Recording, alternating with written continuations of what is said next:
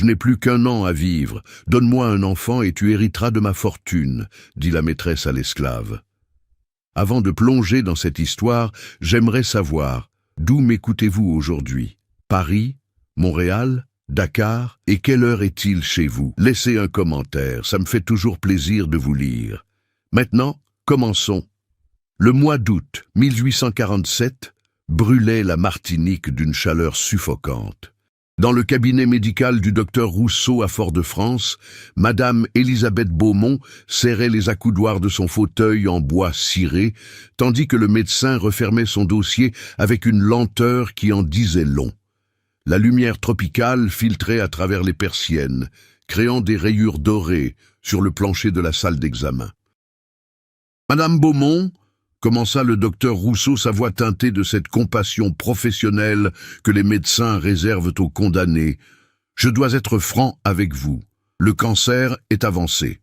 Très avancé. » Élisabeth, 42 ans, veuve depuis 5 ans, resta immobile. Elle avait senti les symptômes depuis des mois, la douleur sourde dans l'abdomen, la fatigue qui ne la quittait jamais, les nausées matinales qui n'avaient rien à voir avec une grossesse. Mais entendre le verdict prononcé à voix haute changeait tout. Combien de temps?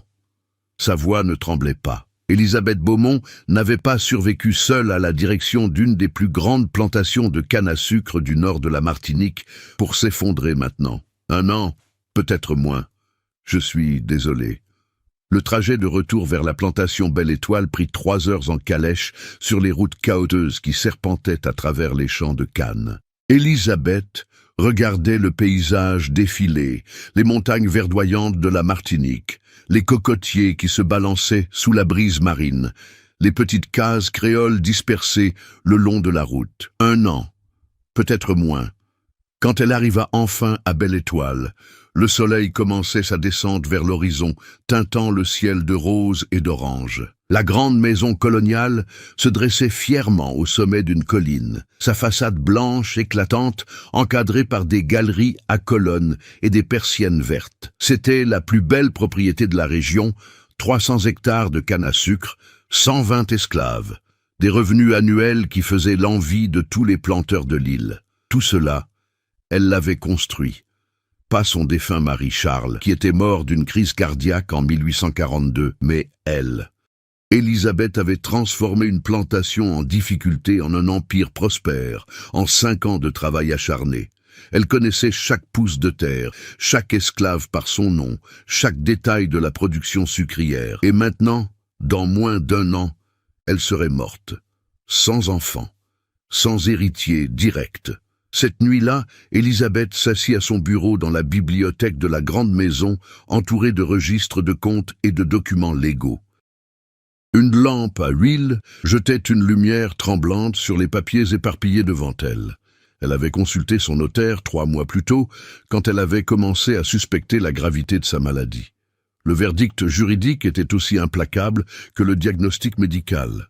Sans héritier direct, la plantation Belle Étoile serait confisquée par le gouvernement colonial français ou, au mieux, revendue aux enchères. Ses cousins éloignés en métropole, des parasites qu'elle n'avait pas vus depuis 15 ans, se battraient pour les miettes. Tout ce qu'elle avait construit serait dispersé, vendu, oublié. À moins, murmura-t-elle dans le silence de la nuit. Une idée folle, impossible, scandaleuse, prenait forme dans son esprit. Si elle pouvait donner naissance à un enfant dans les mois qui lui restaient, tout changerait. Un héritier légitime garantirait l'avenir de Belle Étoile. Mais comment? Aucun homme de sa classe sociale n'épouserait une mourante. Le mariage était une affaire de stratégie, d'alliance, de lignée, pas une course contre la mort. Élisabeth se leva et marcha jusqu'à la fenêtre ouverte. La nuit tropicale bruissait de vie, cigales chantant leur mélopée infinie, grenouilles coassant dans les mares, vent doux faisant bruire les feuilles de canne.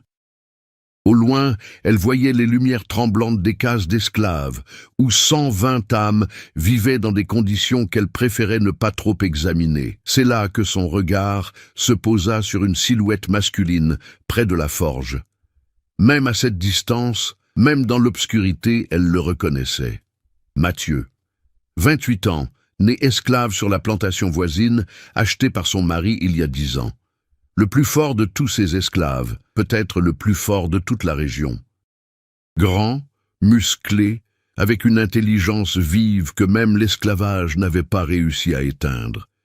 Élisabeth l'avait remarqué des années auparavant, pas comme certaines maîtresses de plantation remarquaient leurs esclaves mâles, avec un désir pervers et une exploitation sexuelle qui était un secret de polichinelle dans la société coloniale.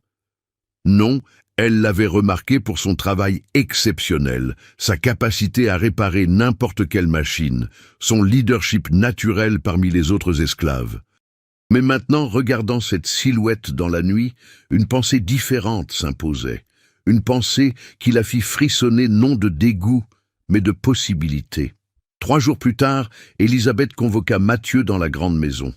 C'était un dimanche soir, après que tous les domestiques étaient retournés dans leur quartier. La maison était silencieuse, presque oppressante dans son calme.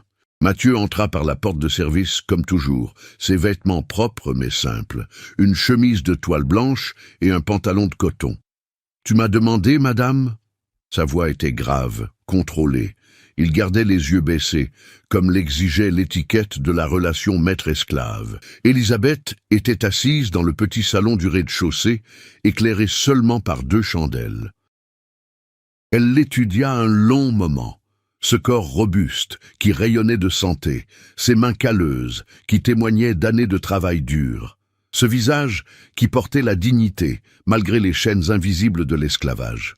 « Mathieu, je vais être direct. » Sa voix était ferme, presque business-like. « Je suis mourante, un cancer, moins d'1 an à vivre. » Le choc traversa brièvement le visage de Mathieu avant qu'il ne se ressaisisse.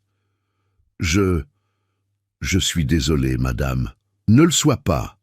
Ce n'est pas pour ta compassion que je t'ai fait venir. » Elle se leva, s'approchant de lui avec la détermination d'une femme qui avait pris une décision irrévocable.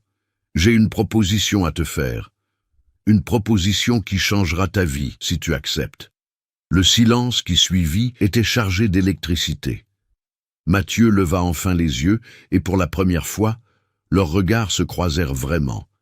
Pas comme maîtresse et esclave, mais comme 2 êtres humains face à un choix impossible.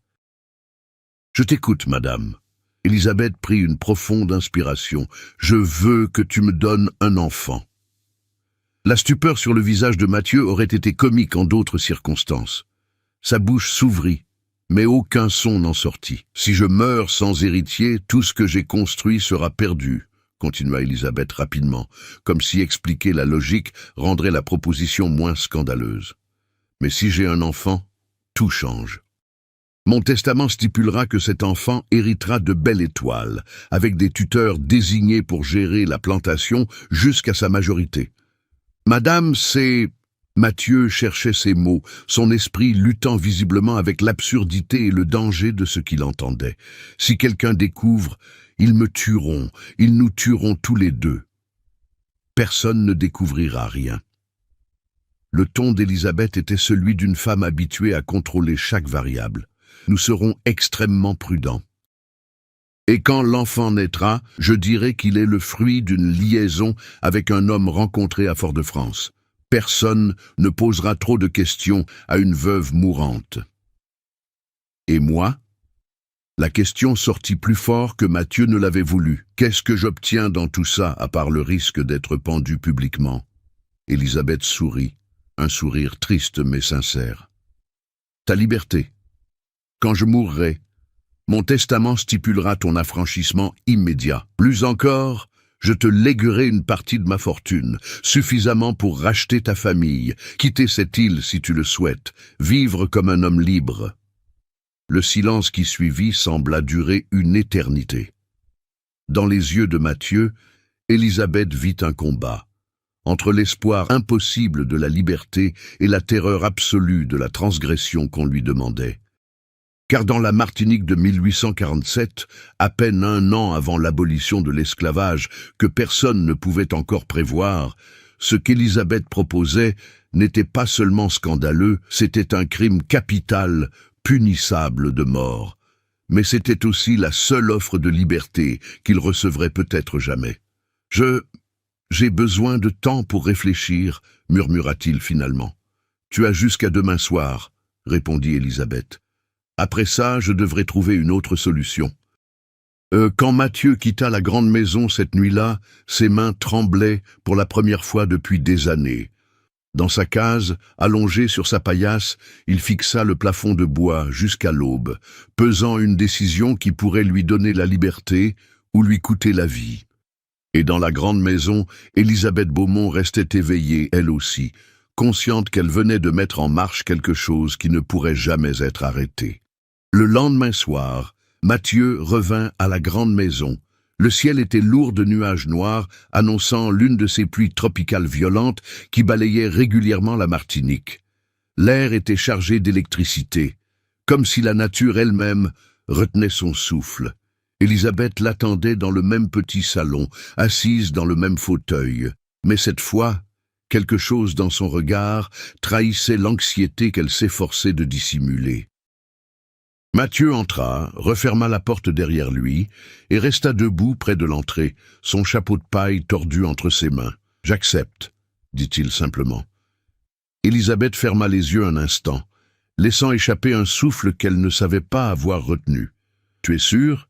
Tu comprends les risques ?»« Je comprends. » La voix de Mathieu était calme, mais ferme. « Mais vous devez comprendre quelque chose aussi, madame. Je ne fais pas ça seulement pour moi. J'ai une sœur, Marie-Claire. Elle travaille à la plantation des Fontaines, à 20 kilomètres d'ici. Si vous me promettez qu'avec l'argent que vous me laisserez, je pourrai la racheter et l'affranchir elle aussi. Alors j'accepte tout. » Un sourire triste traversa le visage d'Élisabeth. Même dans cette situation impossible, cet homme pensait d'abord aux autres. « Je te le promets. Mon testament mentionnera une somme suffisante pour racheter ta sœur et plusieurs autres membres de ta famille si tu le souhaites. » Alors nous avons un accord. Élisabeth se leva, s'approchant de lui lentement. Dans la lumière tamisée des chandelles, elle vit pour la première fois l'homme complet derrière l'esclave, les cicatrices anciennes sur ses bras qui racontaient des années de travail brutal, les yeux intelligents qui avaient appris à cacher leurs pensées, la dignité qui n'avait jamais été complètement brisée. « Il y a des règles, » dit-elle doucement. « Personne ne doit jamais savoir. Les rencontres auront lieu ici, toujours la nuit, toujours quand les domestiques sont partis. Tu entreras et sortiras par la porte de service. Nous ne parlerons jamais de ça en public, même pas à un regard, je comprends. Et quand ce sera fait, quand je serai enceinte, les rencontres cesseront. » Mathieu hocha la tête. « Une question, madame. Pourquoi moi ? Vous auriez pu choisir n'importe quel autre esclave. » La question était juste. Élisabeth y avait pensé pendant des jours. « Et parce que tu es fort, sain, intelligent, mon enfant aura besoin de ces qualités. » Et elle hésita. « Parce que tu es le seul en qui j'ai confiance pour garder ce secret. » Cette première nuit, il ne se passa rien d'autre que de la conversation. Ils s'assirent de part et d'autre d'une petite table, et Élisabeth parla de son plan en détail, comment elle informerait son notaire de sa grossesse dans quelques mois, comment elle expliquerait la paternité, comment elle structurerait son testament. Mathieu écoutait, posant parfois des questions qui révélaient une compréhension aiguë des complexités juridiques et sociales. « Vous avez lu beaucoup ?» demanda Élisabeth à un moment, surprise par son vocabulaire. Mathieu hésita. « Mon ancien maître, avant que votre mari ne m'achète, laissait traîner des livres. Je les lisais en cachette la nuit. C'est interdit, je sais, mais... » « Je ne te dénoncerai pas, » l'interrompit Élisabeth avec un sourire. « Au contraire, peut-être que mon fils héritera de ton intelligence. » La mention de « mon fils » rendit soudain tout très réel. Ils se turent, conscients du seuil qu'ils s'apprêtaient à franchir. Les semaines suivantes établirent une routine étrange. 3 fois par semaine, Mathieu venait à la grande maison après minuit. Au début, leur rencontre était purement fonctionnelle, chargée de gêne et de silence. Mais graduellement, presque malgré eux, quelque chose changea. Ils commencèrent à parler. Élisabeth racontait son enfance en métropole, fille d'un négociant prospère de Bordeaux, son mariage arrangé à 18 ans avec Charles Beaumont, son arrivée en Martinique où tout était étrange et effrayant. Mathieu parlait de l'Afrique qu'il ne connaissait que par les histoires de sa grand-mère, morte quand il avait 10 ans, des histoires de forêts vertes, de marchés animés, de liberté perdue. « Tu me détestes ?» demanda Élisabeth une nuit, la question surgissant sans prévenir. « Pour ce que je représente ?» Mathieu réfléchit longuement avant de répondre. « Je devrais. Mais je ne peux pas haïr quelqu'un qui me traite comme un être humain, même dans une situation comme celle-ci. Vous êtes la seule maîtresse que j'ai eue qui ait appris les noms de tous ses esclaves, qui s'assure qu'ils ont assez à manger, qui fait venir le médecin quand quelqu'un est malade. Ce n'est pas de la bonté, murmura Élisabeth. C'est de l'efficacité. Des esclaves en bonne santé travaillent mieux. Peut-être. Mais j'ai travaillé sur d'autres plantations. J'ai vu la différence entre l'efficacité et la cruauté. Vous êtes du côté de l'efficacité. C'était un compliment étrange, presque absurde dans le contexte de leur situation, mais il contenait une vérité que ni l'un ni l'autre ne pouvaient nier. 2 mois passèrent. Septembre apporta les premières pluies de l'automne martiniquais, transformant les chemins en rivières de boue et emplissant l'air d'une humidité étouffante. Un matin, Élisabeth se réveilla avec une nausée familière qu'elle avait espérée, mais aussi redoutée. Elle était enceinte.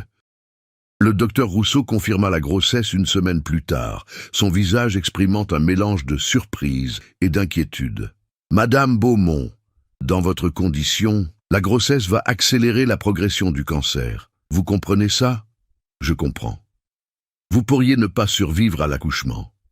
Je sais. » Élisabeth posa une main protectrice sur son ventre encore plat. « Mais au moins, Belle Étoile survivra. » Les rumeurs commencèrent presque immédiatement. À Fort-de-France, dans les salons des planteurs, les langues se délièrent. Madame Beaumont, la veuve austère qui n'avait jamais regardé un homme depuis la mort de son mari, était enceinte.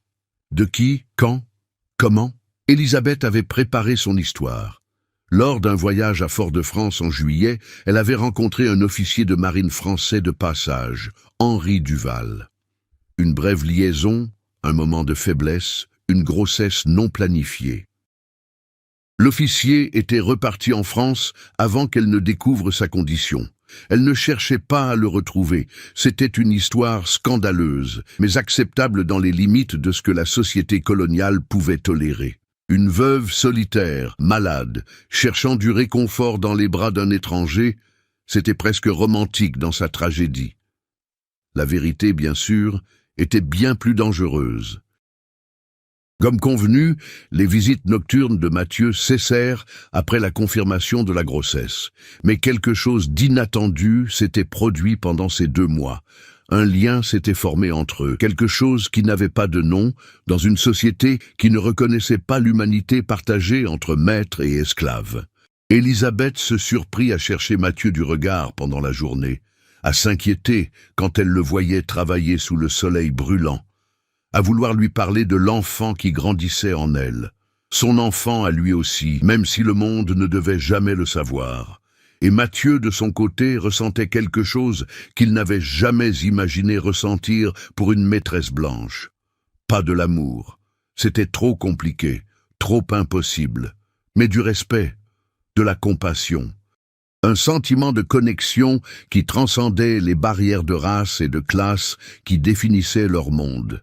Un soir de novembre, alors que le soleil se couchait sur la mer des Caraïbes, teintant les nuages de rose et d'or, Élisabeth se tenait seule sur la galerie de la grande maison. Sa main reposait sur son ventre qui commençait à s'arrondir. Elle pensait à l'enfant, garçon ou fille, qu'importe, qui porterait en lui 2 mondes impossibles à réconcilier dans la Martinique de 1847. Un monde blanc de privilèges et de pouvoir, un monde noir de servitude et de survie. Et elle se demandait, dans le silence du crépuscule tropical, si cet enfant serait une réconciliation ou simplement une nouvelle tragédie dans une île construite sur la tragédie depuis 200 ans. Près de la forge, Mathieu regardait aussi le coucher du soleil, pensant à la même chose. À l'enfant. à la liberté promise. Elle, la femme mourante dans la grande maison qui lui avait donné le seul espoir qu'il ait jamais connu. Et dans l'air chaud de la nuit martiniquaise, quelque chose changeait, pas seulement pour eux, mais pour toute l'île.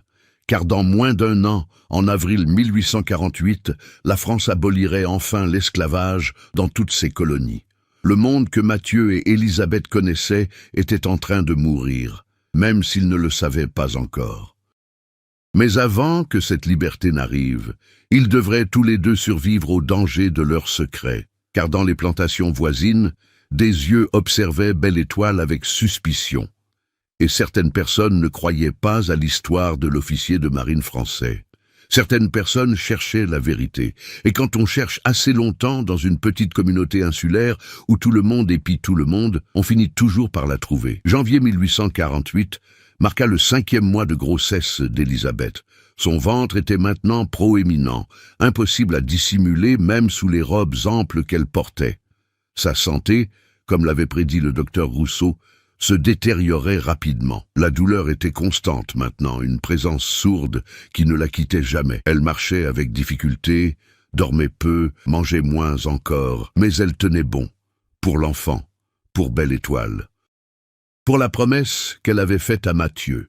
Son notaire, maître Dubois, un homme corpulent d'une 50aine d'années, avec des favoris gris et des lunettes rondes, était venu 3 fois depuis novembre pour réviser son testament. À chaque visite, ses questions devenaient plus insistantes, son ton plus suspicieux. « Madame Beaumont, dit-il lors de sa dernière visite, assis dans le bureau où Élisabeth gérait les affaires de la plantation, « je dois vous poser une question délicate. Cet enfant, êtes-vous absolument certaine de la paternité ?»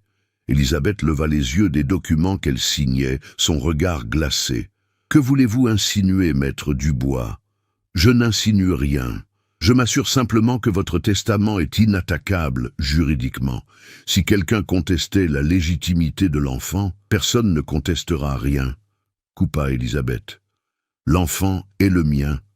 C'est tout ce qui compte, légalement. » C'était techniquement vrai. Selon le code civil français qui s'appliquait aux colonies, un enfant né d'une femme libre était libre, quelle que soit l'identité du père. Mais Élisabeth savait ce que sous-entendait vraiment maître Dubois. Les rumeurs circulaient, et la source principale de ces rumeurs était Monsieur Honoré Lafontaine, propriétaire de la plantation voisine Saint-Michel. Lafontaine, 55 ans, veuf lui aussi, avait courtisé Élisabeth pendant 2 ans après la mort de son mari. Elle l'avait rejeté poliment mais fermement. L'homme était cruel avec ses esclaves, brutal dans ses affaires, et elle n'avait aucune intention de partager Belle Étoile avec qui que ce soit. Lafontaine n'avait jamais pardonné ce rejet, et maintenant, il voyait dans la grossesse mystérieuse d'Élisabeth une opportunité de la détruire. Un après-midi de février, alors que la chaleur écrasante transformait Belle Étoile en fournaise, Lafontaine arriva sans s'annoncer. Élisabeth le reçut sur la galerie, trop épuisée pour se lever de son fauteuil en rotin. Lafontaine s'assit sans y être invité, son regard calculateur balayant le ventre d'Élisabeth avec une expression qui la mit mal à l'aise. « Madame Beaumont, je n'irai pas par 4 chemins. » commença-t-il, sa voix portant le ton faussement concerné d'un hypocrite. « Il y a des rumeurs très déplaisantes. » « Il y a toujours des rumeurs, monsieur Lafontaine. Comme voulez-vous ? On dit que vous n'avez jamais été à Fort-de-France en juillet, que cet officier de marine, Henri Duval, n'existe pas. J'ai moi-même fait des recherches. Aucun officier de ce nom n'est passé par la Martinique l'année dernière. » Le cœur d'Élisabeth se serra, mais son visage resta impassible. « Vos recherches sont aussi maladroites que vos manières, monsieur Lafontaine. Je n'ai pas à vous expliquer ma vie privée. Peut-être pas à moi. Mais que diront les autorités coloniales quand je leur ferai part de mes soupçons ?» Lafontaine se pencha en avant, sa voix baissant jusqu'à un murmure venimeux. « Certains de mes esclaves ont vu un de vos esclaves, un certain Mathieu, je crois, entrer dans votre maison la nuit, à plusieurs reprises, en juillet, en août. » Le silence qui suivit sembla s'étirer indéfiniment. Élisabeth sentit sa gorge se serrer, sa vision se troubler légèrement. La douleur dans son abdomen s'intensifia, mais elle refusa de le montrer. « C'est une accusation monstrueuse, dit-elle finalement, sa voix tremblant malgré elle. Mathieu est mon forgeron principal. Il venait réparer des outils, discuter des machines agricoles. Rien de plus. À minuit, 3 fois par semaine ?» Le sourire de La Fontaine était celui d'un prédateur qui sent la victoire. « Soyons honnêtes, Madame Beaumont. Vous êtes une femme malade, désespérée, sans héritier. Vous avez fait ce que n'importe quelle femme dans votre situation aurait pu faire. Vous avez choisi l'esclave, le plus fort et le plus saint pour vous donner un enfant. Sortez !»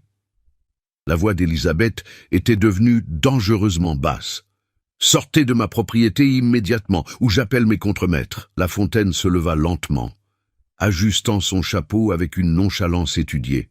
« Je pars. Mais sachez que je ne suis pas le seul à avoir ces soupçons. D'autres planteurs posent des questions. Le gouverneur lui-même a reçu des lettres anonymes. Tôt ou tard, la vérité éclatera. Et quand ce sera le cas, il laissa la menace en suspens, puis ajouta « Votre testament sera contesté, Belle Étoile sera confisquée, et votre esclave Mathieu sera pendu publiquement. » Il partit, laissant Élisabeth tremblante dans son fauteuil. Dès qu'elle fut seule, elle laissa échapper un sanglot qu'elle avait retenu. La douleur, la peur, l'épuisement, tout s'abattit sur elle d'un coup. Cette nuit-là, pour la première fois depuis la confirmation de sa grossesse, Élisabeth envoya chercher Mathieu. Elle avait besoin de le prévenir, de lui dire le danger qu'ils couraient tous les deux. Mathieu arriva après minuit, inquiet.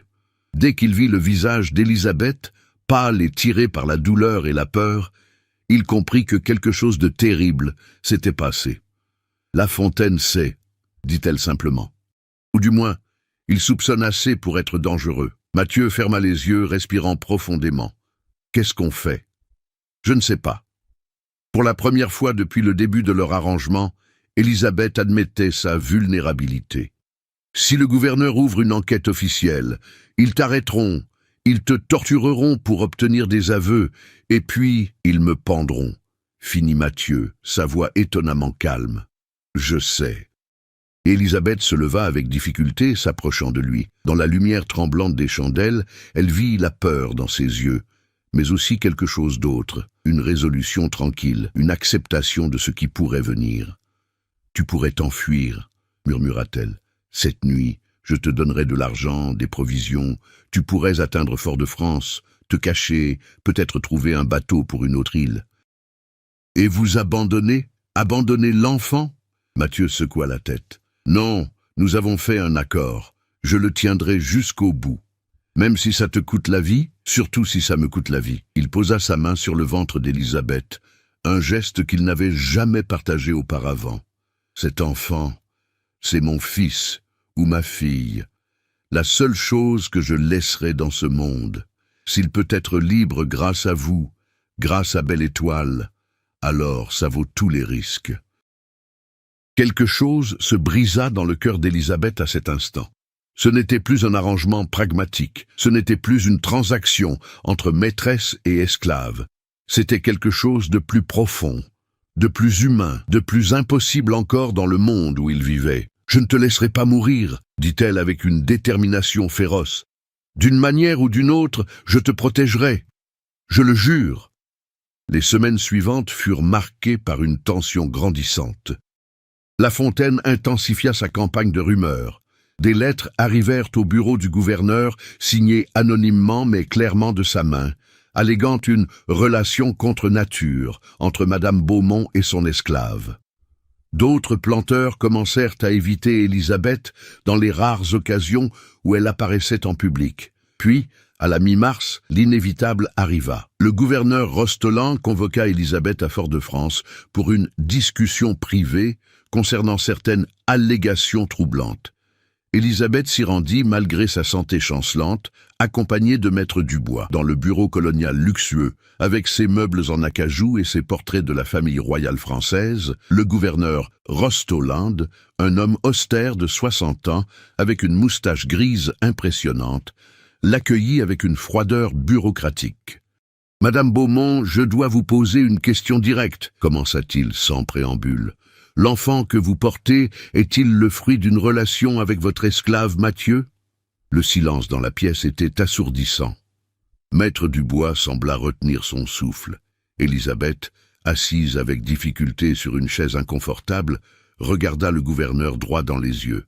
« Non, vous le niez catégoriquement ?» »« Je le nie catégoriquement. » Sa voix ne tremblait pas. « L'enfant est le fruit d'une liaison avec un officier de marine français. Si vous ne me croyez pas, c'est votre droit. Mais je ne changerai pas mon histoire face à des rumeurs malveillantes propagées par un homme que j'ai rejeté il y a 3 ans. » Rostoland étudia son visage longuement. Finalement, il soupira. « Madame Beaumont, je vous croirais volontiers, mais comprenez ma position. Si ces accusations sont vraies et que je ne fais rien, je risque ma propre carrière. Je dois enquêter. »« Alors enquêtez !» répliqua Élisabeth avec une arrogance qu'elle était loin de ressentir. « Vous ne trouverez rien parce qu'il n'y a rien à trouver. » Ce soir-là, de retour à Belle-Étoile, Élisabeth appela Mathieu une dernière fois. La décision qu'elle avait prise durant le trajet de retour était la plus difficile de sa vie. « Tu dois partir, » dit-elle sans préambule. « Maintenant, cette nuit. Le gouverneur va interroger tous les esclaves de la plantation. S'ils t'interrogent sous la torture, je ne parlerai pas. Ils te feront parler, ils ont des méthodes. » Sa voix se brisa. « Je ne peux pas te laisser subir ça. Prends cet argent. » Elle lui tendit une bourse lourde.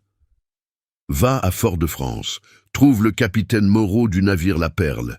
Dis-lui que je t'envoie. Il te fera sortir de l'île. » Mathieu prit la bourse, mais son regard restait fixé sur Élisabeth. « Et quand l'enfant naîtra, je lui dirai la vérité. Quand il sera assez grand pour comprendre, je lui dirai que son père était l'homme le plus courageux que j'ai jamais connu. Un homme qui a sacrifié sa liberté pour lui donner une chance. » Les larmes coulaient maintenant librement sur les joues d'Élisabeth. Mathieu s'agenouilla devant elle, prenant ses mains dans les siennes. Un geste qu'il n'avait jamais osé avant. « Merci, » murmura-t-il. « Pour tout. »« Non, » répondit Élisabeth. « C'est moi qui te remercie. Tu m'as donné plus que tu ne le sauras jamais. » Ils restèrent ainsi un long moment, 2 âmes improbables liées par un enfant qui n'était pas encore né, par un accord qui avait transcendé ses termes originaux, par une humanité partagée dans un monde qui refusait de la reconnaître. Puis Mathieu se leva, prit la bourse et disparut dans la nuit martiniquaise. Élisabeth ne le reverrait jamais. Mais son histoire n'était pas terminée, car dans 3 mois, l'enfant naîtrait. Et le monde changerait de manière qu'aucun d'eux ne pouvait prévoir. Mars 1848. La nuit où Mathieu disparut de Belle-Étoile marqua le début d'une période que personne en Martinique n'oublierait jamais. Car tandis qu'Élisabeth Beaumont luttait pour protéger son secret, et l'enfant qui grandissait en elle, le monde colonial tout entier était sur le point de s'effondrer. Le 27 avril 1848, à plus de 7000 kilomètres de là, la Deuxième République française signait le décret d'abolition de l'esclavage dans toutes les colonies. La nouvelle mit 3 semaines à atteindre la Martinique, arrivant le 22 mai par bateau depuis la Guadeloupe. En quelques heures, l'information se répandit comme une traînée de poudre à travers toute l'île. Les esclaves étaient libres. Mais cette liberté arriva dans le chaos. Les planteurs, furieux et terrifiés par la perte soudaine de leur main-d'œuvre, tentèrent de cacher la nouvelle à leurs esclaves. Certains refusèrent purement et simplement d'appliquer le décret. D'autres, comme Honoré Lafontaine, devinrent violents, fouettant publiquement des esclaves qui osaient parler de liberté. À Belle-Étoile, Élisabeth, maintenant enceinte de 8 mois, son corps ravagé par le cancer et la grossesse, convoqua tous les esclaves de la plantation dans la cour principale. C'était un matin de mai d'une beauté déchirante, le soleil brillant sur les champs de canne, la brise marine apportant une fraîcheur rare. 120 hommes, femmes et enfants se rassemblèrent, leurs visages marqués par la confusion et l'espoir prudent. Élisabeth se tenait sur la galerie de la grande maison, soutenue par 2 domestiques, son ventre énorme sous sa robe blanche. « Vous êtes tous libres », dit-elle simplement, sa voix portant dans le silence absolu. Le gouvernement français a aboli l'esclavage. À partir d'aujourd'hui, vous n'êtes plus ma propriété. Vous êtes des hommes et des femmes libres. Le silence qui suivit sembla durer une éternité. Puis quelqu'un, une vieille femme nommée Céleste, qui travaillait aux cuisines depuis 40 ans, tomba à genoux et pleura. Bientôt, d'autres la rejoignirent, certains pleurant, d'autres riant, d'autres simplement immobiles, incapables de comprendre ce que signifiait vraiment ce mot, libre. « Je ne peux pas vous payer beaucoup, » continua Élisabeth, « mais ceux qui choisissent de rester et de travailler à Belle Étoile recevront un salaire, petit mais honnête. Ceux qui veulent partir sont libres de le faire immédiatement. Je ne retiendrai personne. La plupart restèrent, pas par loyauté. La loyauté forcée par l'esclavage ne disparaît pas en un jour, mais par pragmatisme. Où irait-il? Comment survivrait-il? Belle Étoile était la seule maison que beaucoup avaient jamais connue, mais certains partirent, et parmi eux, à la grande surprise d'Élisabeth, se trouvait Rose, sa domestique personnelle depuis 10 ans. Rose, une femme de 35 ans au visage doux, avait été la seule esclave à connaître les visites nocturnes de Mathieu. Elle nettoyait le petit salon le lendemain matin, avait remarqué les détails que d'autres auraient manqués. « Pourquoi pars-tu » demanda Élisabeth le soir où Rose vint faire ses adieux. « Parce que je peux, madame », répondit Rose simplement. « Pour la première fois de ma vie, je peux choisir, et je choisis de partir. » « Tu sais, n'est-ce pas ?» La question sortit avant qu'Élisabeth ne puisse la retenir. « À propos de Mathieu. » Rose hocha la tête lentement. « Je sais. Je l'ai toujours su. Tu vas le dire? Maintenant que tu es libre, tu n'as plus de raison de garder mes secrets. »« Non, » dit Rose avec une douceur inattendue. « Je ne dirai rien, parce que ce que vous avez fait pour Mathieu, lui offrir la liberté, une vie, c'était peut-être égoïste, mais c'était aussi plus que n'importe quel autre maître n'aurait jamais offert. » Elle marqua une pause. « Il vous aimait, vous savez, à la fin. » Les larmes brûlèrent les yeux d'Élisabeth. « Je sais. » Rose partit le lendemain à l'aube, emportant avec elle un secret qu'elle garderait jusqu'à sa mort. Pendant ce temps, dans Fort-de-France, le chaos régnait. Des milliers d'esclaves nouvellement libérés affluaient vers la ville, cherchant du travail, de la nourriture, un sens à leur liberté soudaine. Le gouverneur Rostoland, dépassé par les événements, avait abandonné son enquête sur Élisabeth Beaumont. Il avait des problèmes bien plus urgents que le scandale d'une veuve mourante. Mais Honoré Lafontaine n'abandonna pas. Enragé par la perte de ses esclaves, ruiné financièrement par l'abolition qui ne prévoyait aucune compensation pour les planteurs, il devint obsédé par l'idée de détruire Élisabeth. Si sa propre vie était en ruine, au moins il pouvait s'assurer que la sienne le soit aussi. Il engagea un ancien contremaître, Pierre Dutour, connu pour sa cruauté et sa disposition à faire n'importe quoi pour de l'argent. La mission de Dutour était simple: retrouver Mathieu et le ramener à la Martinique pour témoigner contre Élisabeth. « Je veux qu'elle voie son esclave pendu devant elle », cracha Lafontaine, ses yeux brillants de haine. « Je veux qu'elle sache que son plan a échoué. » Dutour accepta. Il commença ses recherches à Fort-de-France, interrogeant les dockers, les marins, tous ceux qui auraient pu voir un esclave en fuite. Et il finit par trouver une piste. Un homme correspondant à la description de Mathieu avait été vu embarquant sur la Perle, un navire marchand qui faisait route vers Saint-Domingue. Mais Dutour arriva 3 semaines trop tard. Le décret d'abolition avait tout changé. Mathieu n'était plus un esclave en fuite. Il était un homme libre, et la Perle avait déjà quitté Saint-Domingue pour la Havane, puis disparaître dans les Caraïbes. La piste était froide. Mathieu avait disparu.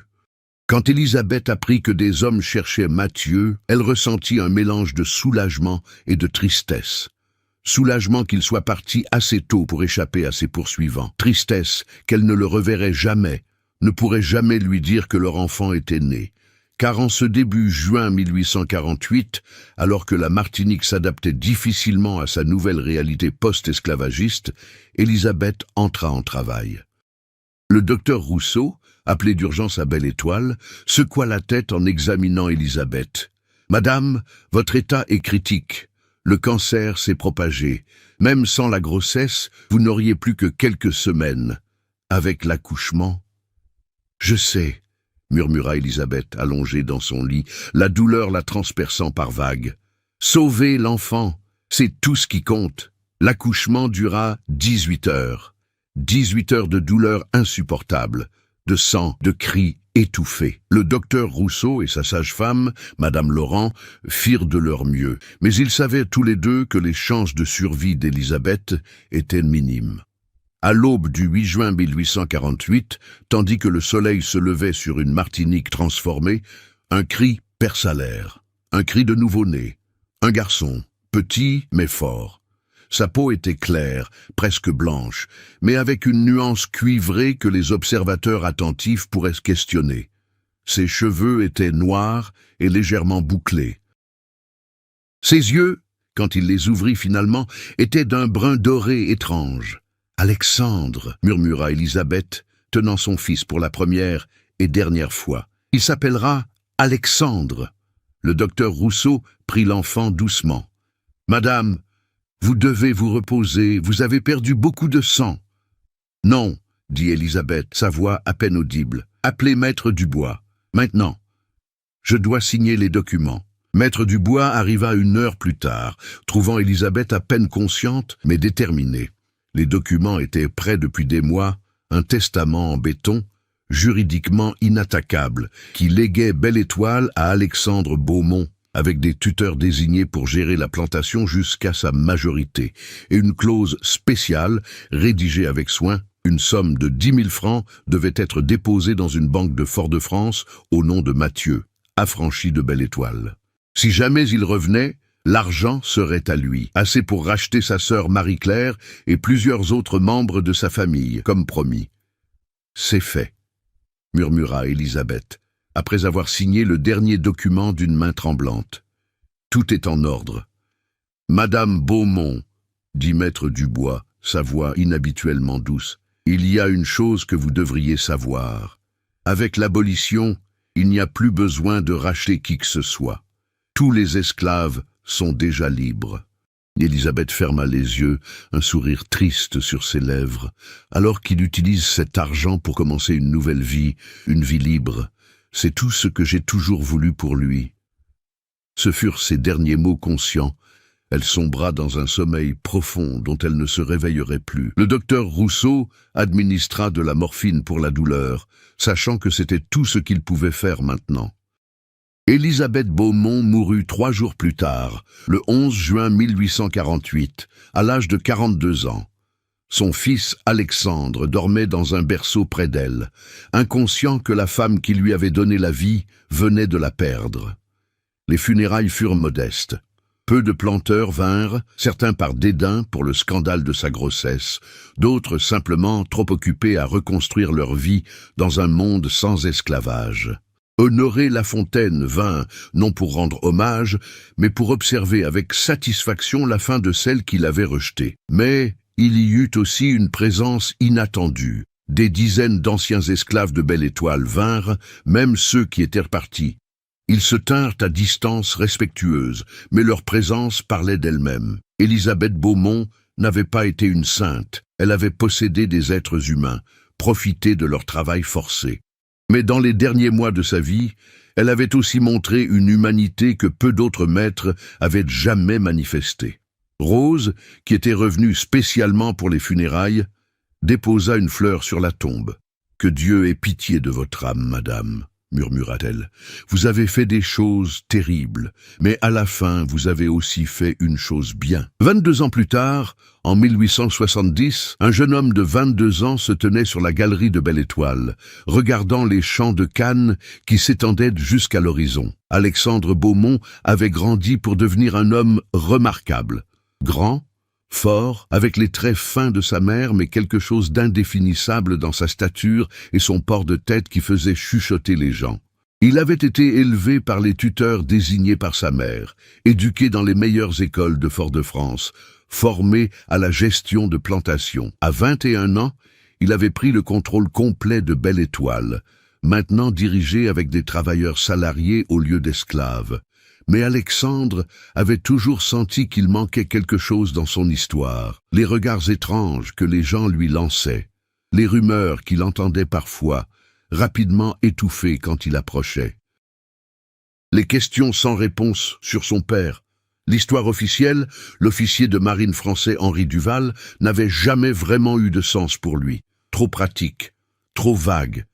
Et quand il avait tenté de retrouver cet homme, toutes les pistes menaient à des impasses. C'est Rose qui finit par lui dire la vérité. Elle était revenue à Belle Étoile à 60 ans, après avoir passé 22 ans à voyager à travers les Caraïbes, goûtant enfin à la liberté qu'elle avait toujours désirée. Mais la Martinique l'appelait, et Belle Étoile plus encore. Elle vint voir Alexandre un soir de septembre, alors que le soleil se couchait sur la mer. « Il y a des choses que tu dois savoir sur ta mère », commença-t-elle, « des choses qu'elle voulait que tu saches un jour. » Alexandre écouta, immobile, tandis que Rose racontait toute l'histoire. La maladie, le plan désespéré, Mathieu, l'accord, la fuite, le sacrifice. « Mon père était un esclave ?» La voix d'Alexandre tremblait, mais pas de honte, de compréhension soudaine. Tout avait enfin un sens. Les regards, les rumeurs, sa propre sensation d'être différent. Ton père était un homme libre dans son âme, même quand il était esclave dans son corps, corrigea Rose doucement. Et ta mère l'a aimé à la fin, pas comme elle avait aimé son mari, différemment, plus profondément. Où est-il maintenant? Personne ne sait. Il a disparu quelque part dans les Caraïbes en 1848. Peut-être est-il encore vivant, peut-être pas. Mais ta mère a laissé de l'argent pour lui. Il est toujours à la Banque de Fort-de-France, attendant qu'il vienne le réclamer. Alexandre passa les mois suivants à digérer cette révélation.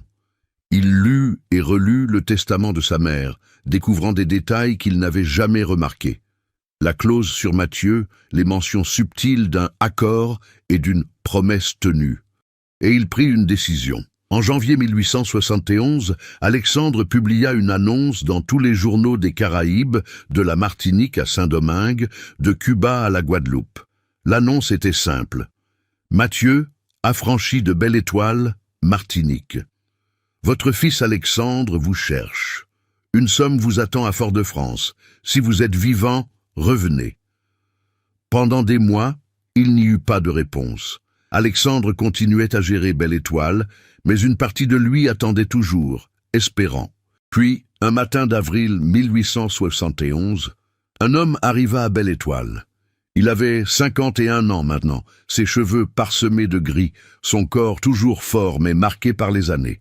Il portait des vêtements simples mais propres, et ses yeux, des yeux d'un brun doré étrange, brillaient d'émotion contenue. « Je m'appelle Mathieu », dit-il simplement. « Je suis venu voir mon fils. » Alexandre se tenait sur la galerie, comme sa mère l'avait fait tant d'années auparavant. Il regarda l'homme qui était son père, cet étranger qui lui avait donné la vie, qui avait risqué tout pour lui donner une chance. « Entre !» dit-il finalement, sa voix tremblante. « Nous avons beaucoup à nous dire. » Ce que Mathieu et Alexandre se dirent ce jour-là dans la bibliothèque où Élisabeth avait planifié son plan désespéré, personne d'autre ne le sut jamais. Mais quand ils émergèrent des heures plus tard, quelque chose avait changé dans le visage d'Alexandre. Une paix, une complétude. Mathieu resta à Belle Étoile pendant 3 mois. Il raconta son histoire, comment il avait fui vers Saint-Domingue, puis Cuba, puis finalement s'était installé en Jamaïque où il avait travaillé comme forgeron libre, comment il avait utilisé l'argent qu'Élisabeth lui avait donné pour acheter sa propre forge, bâtir une petite vie. Comment il avait retrouvé sa sœur, Marie-Claire, après l'abolition, et l'avait aidée à s'installer en Jamaïque également. Et comment il avait pensé à Élisabeth et à l'enfant qu'elle portait chaque jour pendant 23 ans, se demandant s'ils avaient survécu, s'ils étaient heureux. « Elle est morte en me donnant la vie », dit Alexandre un soir, alors qu'ils regardaient ensemble le coucher du soleil. « Mais elle m'a laissé plus que Belle Étoile. Elle m'a laissé une histoire sur le courage et le sacrifice. » Elle t'a laissé la liberté, ajouta Mathieu doucement. C'est tout ce qu'elle a toujours voulu, pour moi, pour toi, pour tous ceux qui travaillaient ces champs. Quand Mathieu repartit en Jamaïque en juillet 1871, il emporta avec lui les 10 000 francs que Élisabeth avait laissés, une fortune qu'il utiliserait pour ouvrir une école pour enfants affranchis en Jamaïque. Mais il laissa derrière lui quelque chose de plus précieux, une relation avec son fils, fragile mais réelle, qui continuerait à travers des lettres et des visites occasionnelles jusqu'à sa mort en 1889. Alexandre, de son côté, transforma Belle Étoile. Il embaucha exclusivement d'anciens esclaves, paya des salaires justes, améliora les conditions de vie. Il créa une école sur la plantation pour les enfants des travailleurs. Et sur la tombe de sa mère, il fit graver une inscription que seuls quelques-uns pourraient vraiment comprendre. Élisabeth Beaumont, 1806-1848. Elle a choisi l'amour par-dessus la convention, la vie par-dessus la mort, l'espoir par-dessus le désespoir. Les années passèrent. Alexandre se maria, eut des enfants.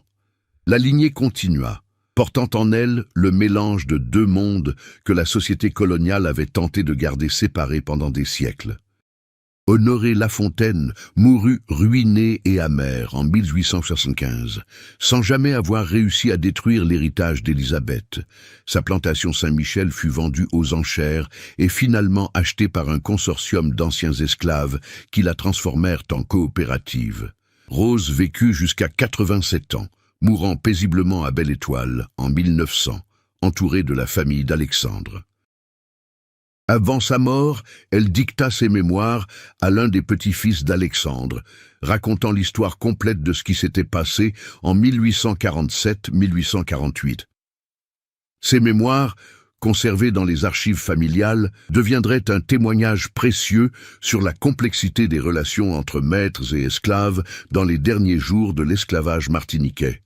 Et Belle Étoile prospéra, pas comme une plantation esclavagiste, mais comme une entreprise moderne basée sur le travail libre et la dignité humaine.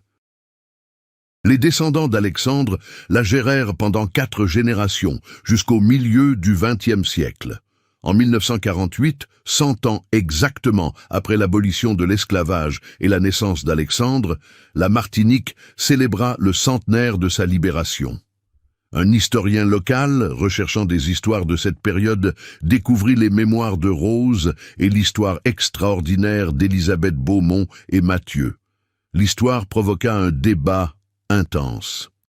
Certains voyaient Élisabeth comme une héroïne tragique qui avait défié les conventions de son époque.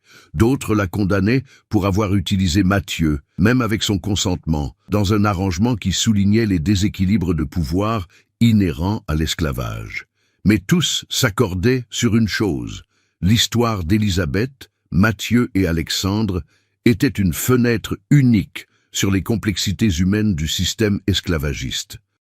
Elle montrait que même dans les pires circonstances, même dans un système conçu pour déshumaniser, l'humanité pouvait encore émerger, imparfaite, compliquée, tragique, mais réelle. Aujourd'hui, Belle Étoile n'existe plus en tant que plantation. Les terres ont été subdivisées, vendues, développées.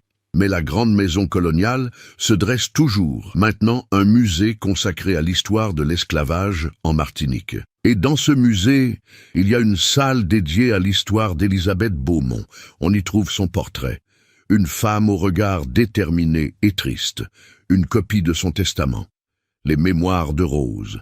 Des lettres entre Alexandre et Mathieu.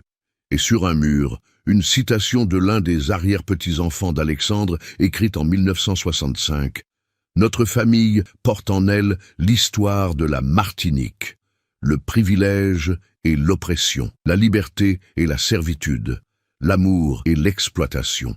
Nous sommes le produit d'un système terrible, mais aussi le témoignage que même dans ce système, des êtres humains ont trouvé des moyens de se connecter, de s'aimer, de créer quelque chose qui transcende les circonstances de sa naissance.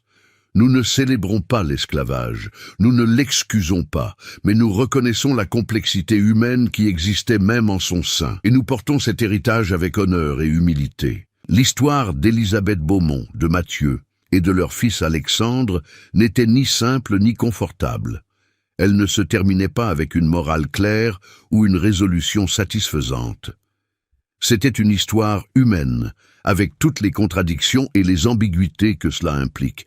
Mais c'était aussi, à sa manière, une histoire d'espoir. Car dans un monde qui tentait de nier l'humanité de millions de personnes, deux individus avaient trouvé un moyen de se reconnaître mutuellement comme humains. Et de cette reconnaissance, aussi imparfaite fût-elle, était née une vie. Et finalement, une lignée qui continuerait à témoigner de la possibilité de connexion humaine, même dans les circonstances les plus difficiles. Le soleil se couche sur la Martinique, comme il l'a fait chaque soir depuis des millénaires. Les vagues s'écrasent sur les plages. Le vent fait bruire les cannes à sucre qui poussent encore dans certains champs. Et quelque part, dans les archives et les mémoires, l'histoire d'une veuve mourante et d'un homme qui cherchait la liberté continue de vivre, rappelant aux générations futures que l'histoire n'est jamais aussi simple qu'on voudrait qu'elle soit. Car au final, ce n'était pas une histoire sur l'esclavage ou la liberté, le bien ou le mal, l'amour ou l'exploitation. C'était une histoire sur les choix impossibles que les gens font quand ils sont piégés dans des systèmes plus grands qu'eux, sur la manière dont la dignité humaine persiste même face à la déshumanisation, sur le fait que les héritages sont complexes et que nous portons en nous les contradictions de ceux qui nous ont précédés.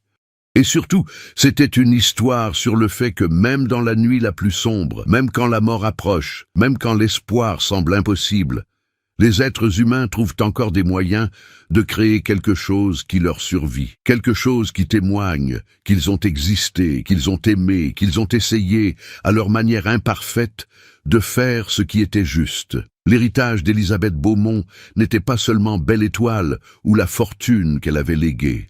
C'était Alexandre et tous ceux qui vinrent après lui. Des gens qui portaient en eux deux mondes et qui choisirent de construire quelque chose de nouveau à partir de cette convergence impossible. Et dans une Martinique moderne, plus de 170 ans après ces événements, cette histoire continue de résonner. Car elle pose des questions qui restent pertinentes. Comment jugeons-nous les gens qui vivaient dans des systèmes que nous condamnons maintenant? Peut-il y avoir de l'humanité dans les actes accomplis dans des contextes inhumains? L'amour peut-il exister là où le pouvoir est si inégalement réparti? Les réponses ne sont pas simples. Elles ne l'ont jamais été.